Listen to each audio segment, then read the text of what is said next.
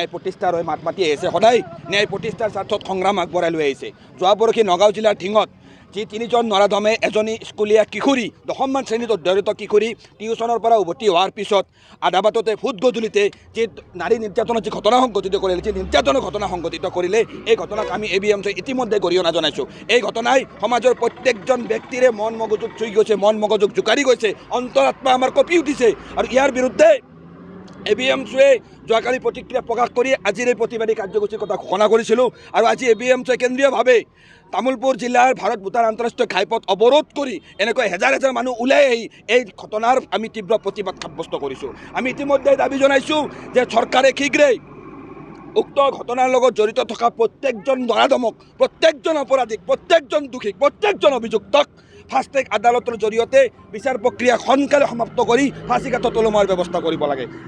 অসমৰ মাননীয় মুখ্যমন্ত্ৰী ডক্টৰ হিমন্ত বিশ্ব শৰ্মা ডাঙৰীয়াই কালি প্ৰতিক্ৰিয়া প্ৰকাশ কৰিছিল। তেখেতে কৈছিল যে উক্ত ঘটনাৰ লগত জড়িত থকা প্ৰত্যেকজন দোষীক আইনৰ আওতালৈ অনা হ'ব।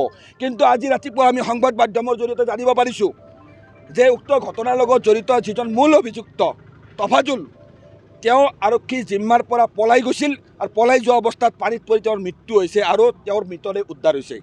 আজিৰ তাৰিখত আমি ক'বলৈ বাধ্য হৈছোঁ যে অসমত বৰ্তমান সময়ত আইন শৃংখলাজনিত পৰিস্থিতি সাংঘাতিকভাৱে অৱনমিত হৈছে। আজি যোৱা 7টা মাহত অসমত 533টা হত্যাকাণ্ডৰ ঘটনা সংঘটিত হৈছে। যোৱা 3টা মাহত 22টা ধৰ্ষণৰ ঘটনা সংঘটিত হৈছে।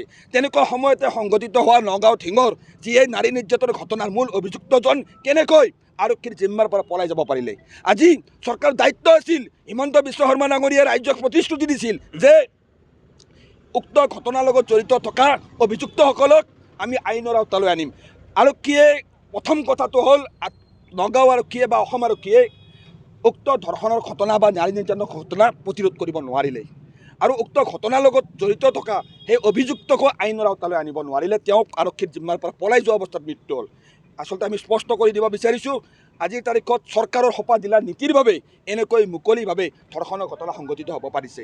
এজনী কিশোৰী সন্ধিয়া 6টা বজাত নিজৰ ঘৰলৈ টিউশ্যনৰ পৰা নিৰাপদে উভতি যাব পৰা নাই। তো এনেকুৱা ক্ষেত্ৰত আমি স্পষ্টকৈ ক'ব বিচাৰিছোঁ, অসমৰ মুখ্যমন্ত্ৰী যিজন ব্যক্তি আজিৰ তাৰিখত অসমৰ গৃহমন্ত্ৰীৰ দায়িত্বত আছে, তেখেতে দায়িত্ব পালনত ব্যৰ্থ হৈছে। অসম আৰক্ষীয়ে দায়িত্ব পালনত ব্যৰ্থ হৈছে। আজি সাধাৰণ এজন অপৰাধীক যদি তেওঁলোকে নিয়ন্ত্ৰণ কৰিব পৰা নাই, অপৰাধ নিয়ন্ত্ৰণ কৰা দূৰৰ কথা, আৰক্ষীৰ জিম্মাৰ পৰা অপৰাধী পৰ্যন্ত পলাই কেনেকৈ যাব পাৰিছে, সেই প্ৰশ্ন আমি উত্থাপন কৰিছোঁ। আমি স্পষ্টকৈ দাবী জনাইছোঁ, শীঘ্ৰেই এই নগাঁও ঢিঙৰ ঘটনা উপযুক্ত তদন্তৰ বাবে, উপযুক্ত ন্যায়ৰ বাবে সেই কিশোৰীগৰাকীৰ ন্যায়ৰ বাবে ফাষ্ট ট্ৰেক আদালতৰ ব্যৱস্থা কৰিব লাগে। আৰু অসমত যিমান নাৰী নিৰ্যাতনৰ ঘটনা সংঘটিত হৈ আছে, প্ৰত্যেকটো ঘটনাকে ফাষ্ট ট্ৰেক আদালতৰ জৰিয়তে কম সময়ৰ ভিতৰত সমাধানৰ ব্যৱস্থা কৰি উক্ত অপৰাধীসকল জেলত থাকোঁতে যাতে ন্যায়ৰ ব্যৱস্থা লাভ কৰিব পাৰে, এই উক্ত ব্যক্তি ভুক্তভোগীয়ে যাতে ন্যায় লাভ কৰিব পাৰে, তাৰ ব্যৱস্থা গ্ৰহণ কৰিব লাগে। আৰু আমি স্পষ্ট কৰি দিব বিচাৰিছোঁ, অপৰাধেই ABMCয়ে কেতিয়াও কোনো ধৰণৰ অপৰাধক কেতিয়াও প্ৰশ্ৰয় দিয়া নাই। আজি চাওক, অসমৰ প্ৰত্যেকজন মুছলমান ব্যক্তি আজি ৰাজপথলৈ ওলাই আহি উক্ত নগাঁও ঢিঙৰ ঘটনাৰ বিৰোধিতা কৰিছে। কিন্তু আজিৰ তাৰিখত আমি দেখিবলৈ পাইছোঁ, চৰকাৰে অপৰাধতো জাতি ধৰ্ম ভাগ ভাগ কৰি আহিছে। যেতিয়ালৈকে অপৰাধত চৰকাৰে জাতি ধৰ্ম ভাগ ভাগ কৰি ৰাজনীতি কৰিব, তেতিয়ালৈকে অপৰাধ কিন্তু নিয়ন্ত্ৰণ কৰিব নোৱাৰে। অপৰাধীয়েই আৰু অপৰাধীক একমাত্ৰ নিয়ন্ত্ৰণ কৰিব লগা হ'লে কঠোৰতকৈ কঠোৰতম আইনী ব্যৱস্থা গ্ৰহণ কৰিব লাগিব। গম পাইছোঁ যে উক্ত ঘটনাৰ যিজন মূল অভিযুক্ত ইতিমধ্যে যোৱাকালি আৰক্ষী জিম্মাৰ পৰা পলাই গৈছিল আৰু পলাই যোৱা অৱস্থাত পানীত পৰি তেওঁৰ মৃত্যু হৈছে। এই কথাত নগাঁও আৰক্ষীয়ে সদৰি কৰিছে। নগাঁও আৰক্ষীয়ে প্ৰথম ক্ষেত্ৰত আমি ক'বলৈ কৈছোঁ যে তেওঁলোকে অপৰাধ নিয়ন্ত্ৰণত ব্যৰ্থ হ'ল, অপৰাধী গ্ৰেপ্তাৰ হ'ল, অপৰাধীকো তেওঁলোকে ধৰি ৰাখিব নোৱাৰিলে, মূল অভিযুক্তজনক আইনৰ আওতালৈ আনিব নোৱাৰিলে।